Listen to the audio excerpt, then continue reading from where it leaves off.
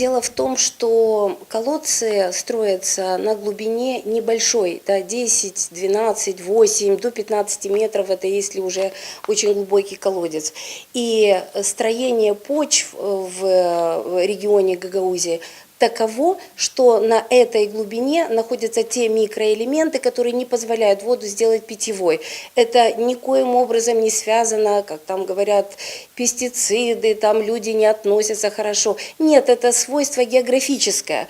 Поэтому тут решение это действительно артезианские скважины, там, либо завозная вода, но есть другие инновационные технологии, и мы надеемся, что мы введем это вот типа обратный осмос, конденсат из воздуха и так далее, потому что мы в этом центре и представляем воду пресную, как можно сэкономить, использовать, и поэтому решение есть, это не так страшно.